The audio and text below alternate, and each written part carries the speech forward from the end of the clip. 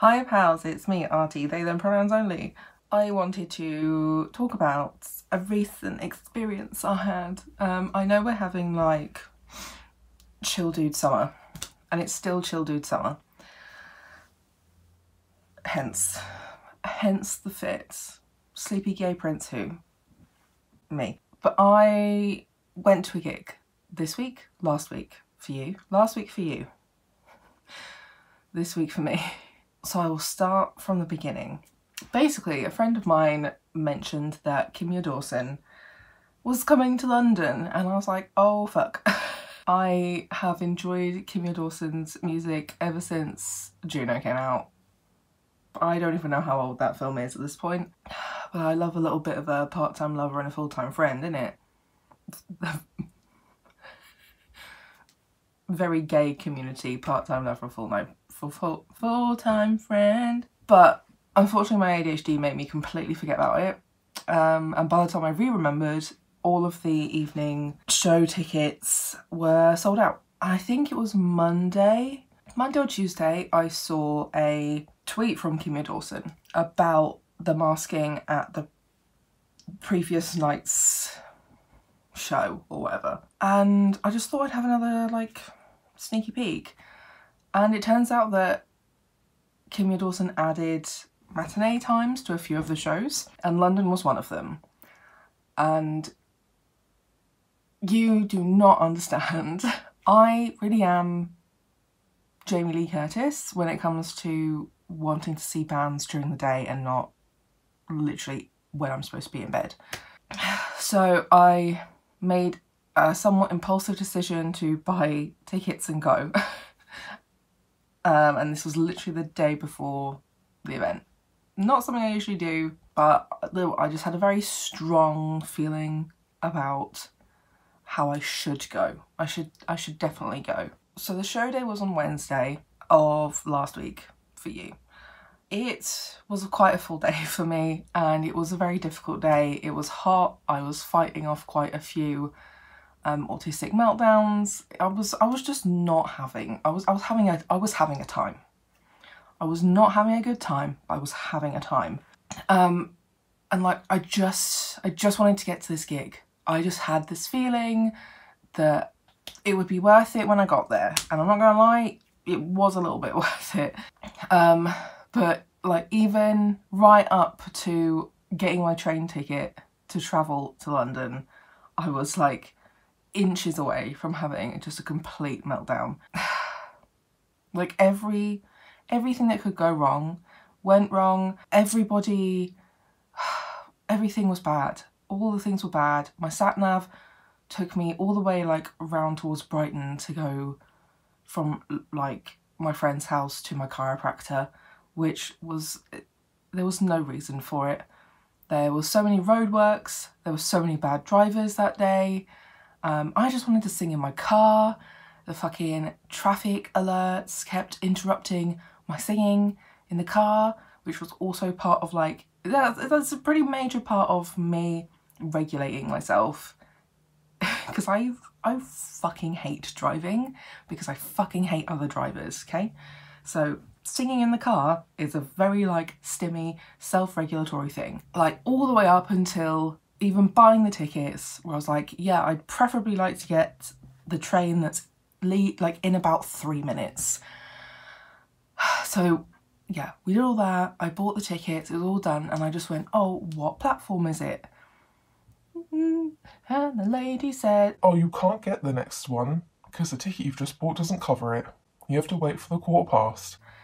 And I was just like, I literally said I want to get this next train. And my mum was on the phone with me. She heard me say it. She heard me say it. Makes notes of things to add to my autistic stand-up routine. So I had to wait for 15 minutes, and that's when I was like really doing the absolute most to hold off my public wobbly. But I got on the train, put my mask on. The train wasn't super busy. It was like air conditioned, the first train anyway. The first train was air conditioned. I had the plug sockets, which is like one of the few good things I'm noticing in public transport is the ability to charge your electronics whilst on a bus or on a train. Why haven't we been doing this for longer? Someone did sit next to me though, and she kept sort of leaning towards me, and because I was on the edge of autistic meltdown, I was doing my absolute best to keep as like scooched away, because I just don't touch me. Don't touch me. I got there fine. I got there quicker than expected. I knew I was going to be late. I didn't really mind. I didn't know who the introductory act was. I wasn't that bothered. But the doors opened at 5. I got there about 5:30. There was actually still a line of people waiting to get in, but the venue was also super close and like a really short walk from the overground nearby in Dalston. Dalston? I don't know. I was like, oh, thank God. I thought I was going to walk for like a solid 10 minutes, but no, it was literally like 2. Got there and saw the people still queuing up. I was kind of confused. I thought because this the venue is the Rio Cinema, I thought because it's a cinema and it does have it did have films showing as well, I thought that maybe these people were queuing up for the cinema, but no, they were queuing up for Kimya Dawson. So, I got lucky in a few ways next as well, where it was like, anybody for the upstairs seating? I was like, oh yeah, me. So I kind of skipped the queue. I had my sunflower lanyard on. I'd taken off my mask because the underground and overground were really, really warm, and it was really warm walking down the street. So I was like, my dude, Artie, if you do not take this mask off, you are going to pass out. So I had taken it off for like a break, but they were very chill about it, even though they were requiring and enforcing mask wearing.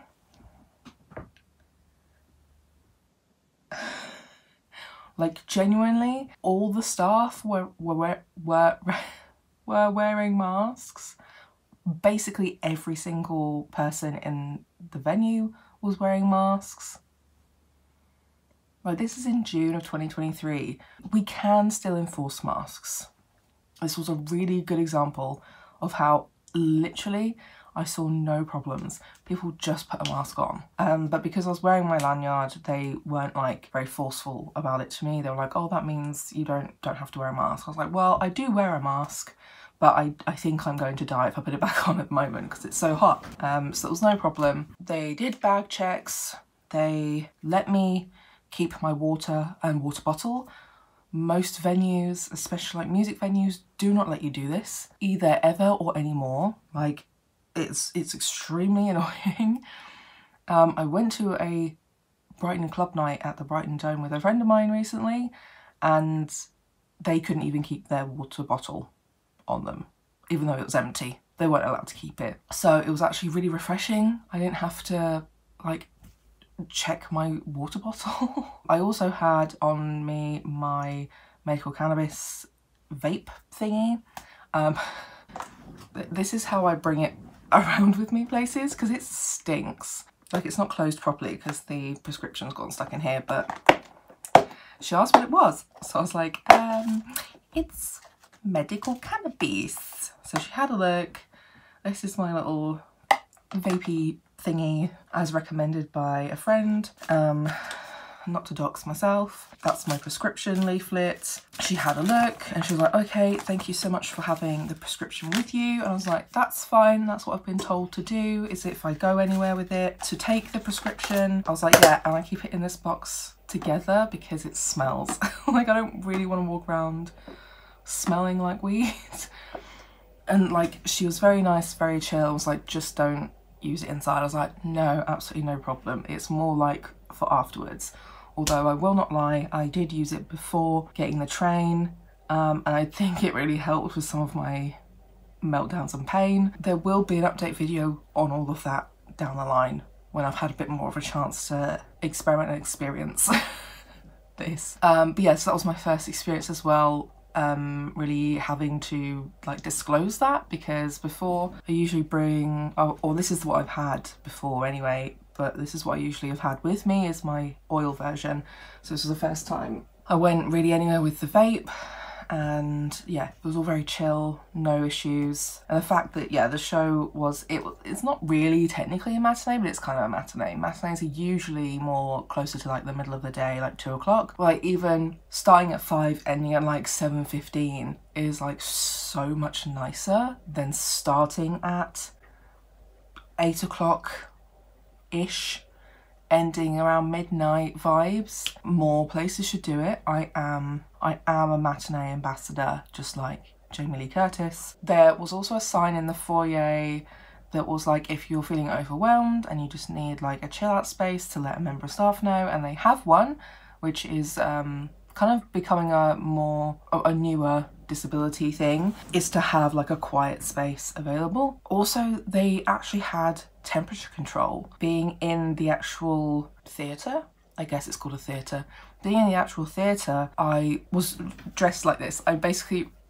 I'm re-wearing the outfit that I wore that day. I wasn't too hot or too cold. It was very nice to not have temperature dysregulation, especially when it's absolutely fucking boiling outside. But yeah, it was like reasonably cool, but in like a nice way, and wasn't too overpowering. Because it's an old cinema, it was all seating, which was also really nice. I think more shows need more seating, and I felt like the seating was reasonably decent considering just generally most theatre spaces I've been in. And also they hadn't completely sold out in like the top seating area, so I didn't have to sit like right next to anybody, which was nice. It wasn't perfect for access, but I think considering it is an old building that they have updated, they did really well. Some of the inaccessibilities was like where the toilets are located.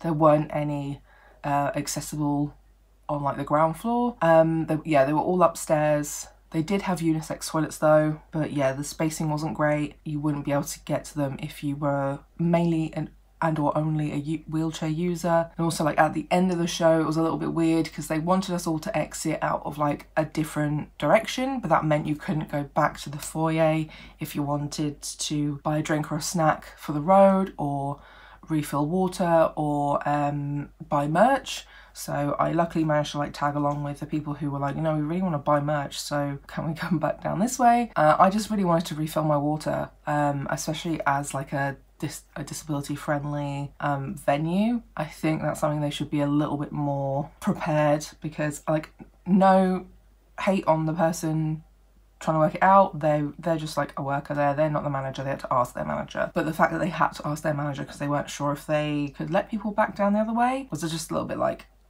and like I understand it's because the next show was quite soon after us leaving. I think it was something like maybe half hour, 45 minutes, and that's to also allow those people to get in, people to tidy up after we'd left. Like, I do get it, but it is like, if you don't know if the bathrooms have drinking water from the tap, or if it's not accessible to actually fill water bottles from the taps, then you need to be prepared to let people come back around the other way. And also I feel like same for like snacks and stuff, especially with the heat.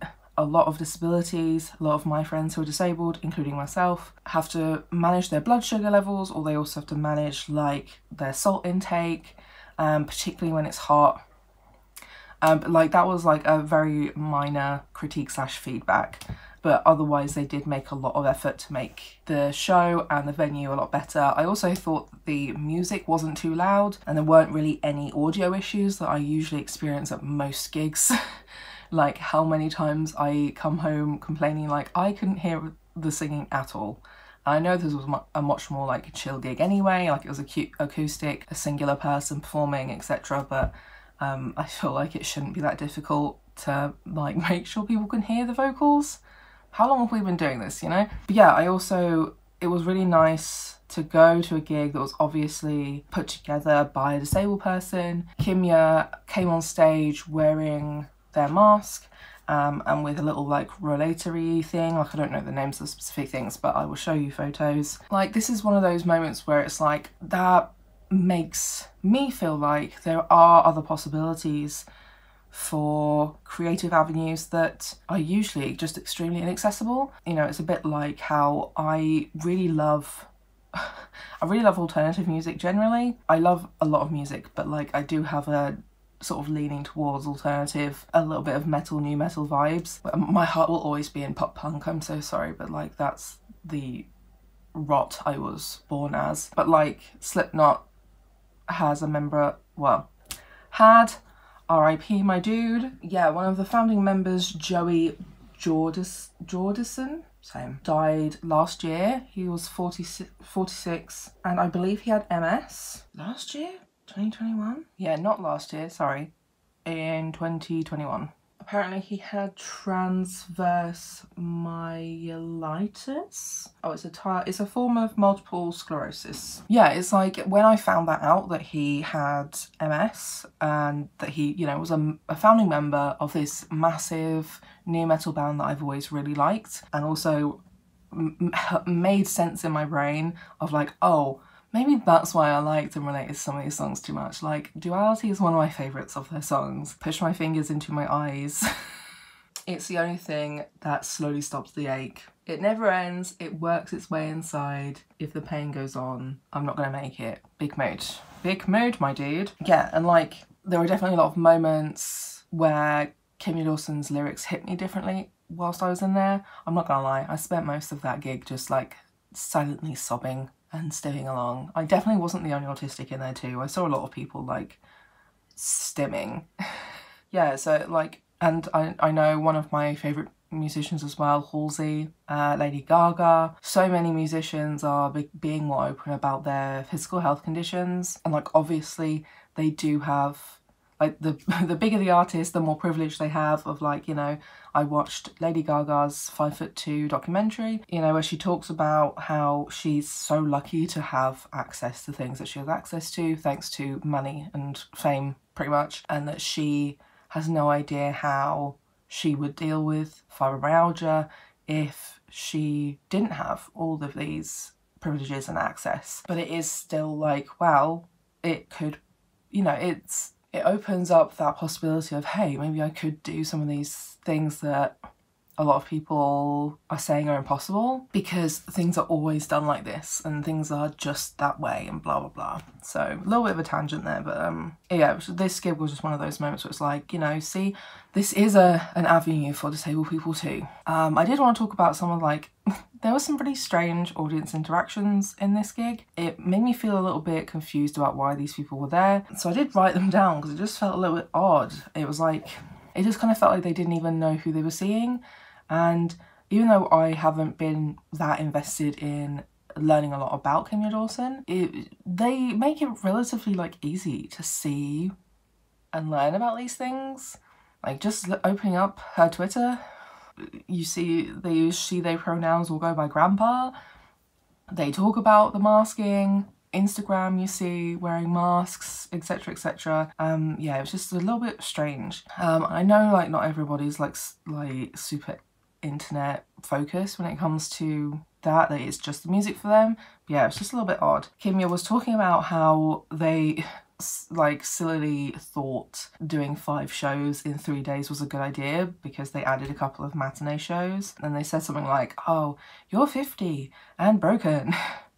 And somebody shouted from the audience, you're not broken, you're awesome. And it just felt so typical abled toxic positivity. And Kimya's response was, you can be broken and awesome, just everything hurts more. And I was like, yeah, see, vibes. And then somebody shouted out something like, you know, do you, queen? And Kimya replied, that's grandpa to you. Obviously I couldn't see this because I was up top, so I don't really know who this person was either. From what I could hear, they were like a reasonably young child, and they had like made or drawn something to show Kimya Dawson, or give Kimya, but they weren't masked.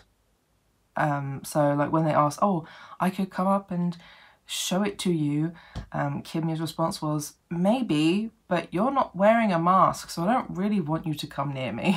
So yeah, like those were the main audience interactions that really happened. There was one person who was like, oh my god, that's my favourite song, thank you so much for playing that song. But besides that, it was these people who were like the main / only individual audience interactions. And yeah, it just felt really strange because it was like, it's really what felt like they didn't know who they were there to see. And also just how normalised toxic positivity, ableism, heteronormativity, and all those sorts of things are, because it just felt really weird. There were some really great moments of Kimya talking about their like disabilities and their friends, and they were talking about their arthritis was playing up, so they weren't sure they could play the faster songs, but they played them just slower. And I actually really liked them slowed down.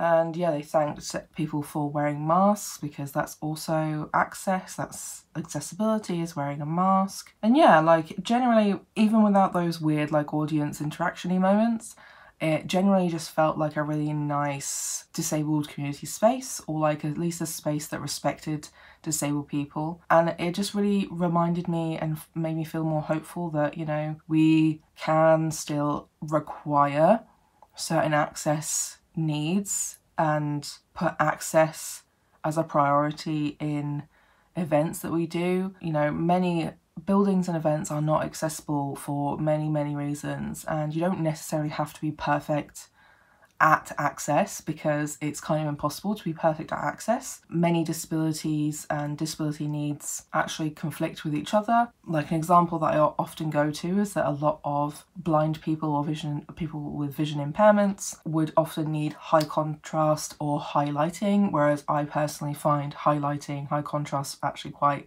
painful for my eyes, my eyesight. You know, you don't have to be perfect because it's impossible, but also because like people do appreciate the effort put in and just the clarity and transparency around how these places and venues are accessible. So you can make your own decision about if you are able to access that space, etc. And yeah, like it was generally very fulfilling and definitely gave me a sense of ease and refilled my cup a little bit. Even though my cup was very empty that day, it did some refilling emotionally and physically, but also the emotional refilling will last me a little while. I just hope more spaces will be like this and put that as a priority. Anyway, I hope you enjoyed the video.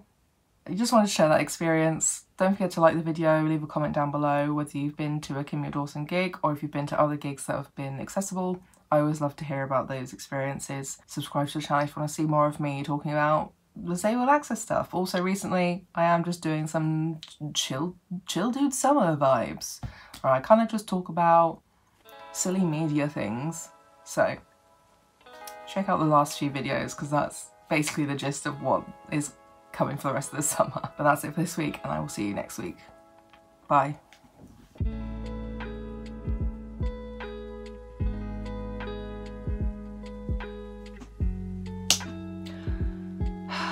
This summer, a hay fever has hit my actual eyes.